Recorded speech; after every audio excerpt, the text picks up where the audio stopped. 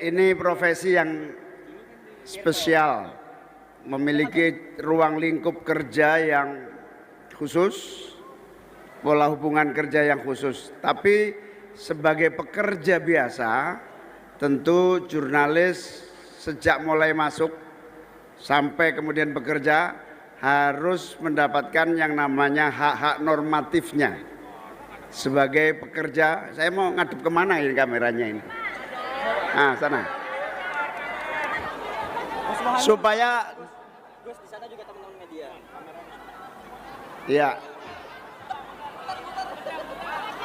Jadi profesi jurnalis ini sama dengan pekerja yang lain. Begitu masuk harus masuk menjadi bagian dari pekerja yang mendapatkan hak-hak normatifnya.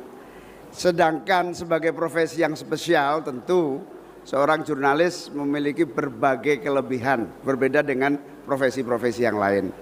Tentu standar mulai dari tunjangan dan berbagai hak-hak normatif lainnya ya harus dipenuhi. Akan tetapi kalau terjadi pola hubungan kerja yang bermasalah, maka sekali lagi harus diatasi 3 tahap. Tahap yang pertama mediasi, tentu saja dialog.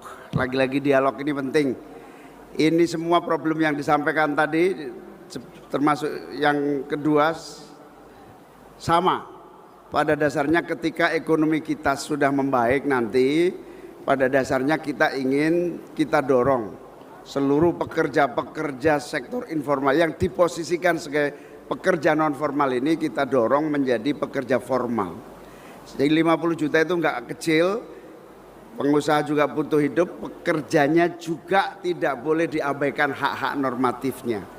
Dari situlah kita mulai membahas kewajiban pemerintah, yaitu menjaga dan melindungi hak-hak normatif para pekerja kita.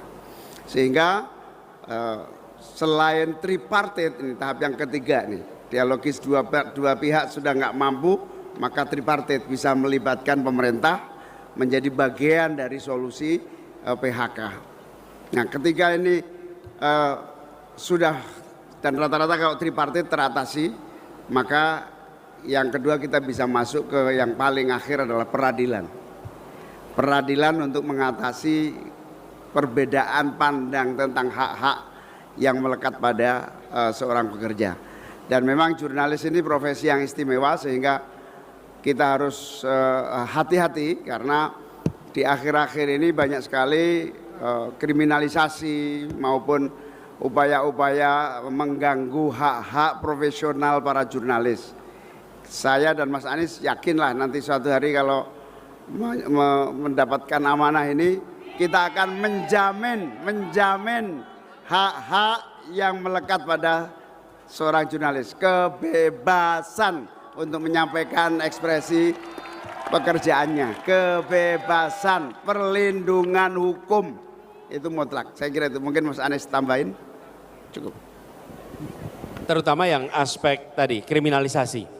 Menurut saya aspek kriminalisasi harus hati-hati, harus ada pedoman khusus di aparat penegak hukum ketika ada pelaporan-pelaporan terhadap jurnalis, sehingga kita punya mekanisme screening yang lebih ketat, yang memang legitimate terjadi pelanggaran, di situ memang bisa dilakukan penuntutan.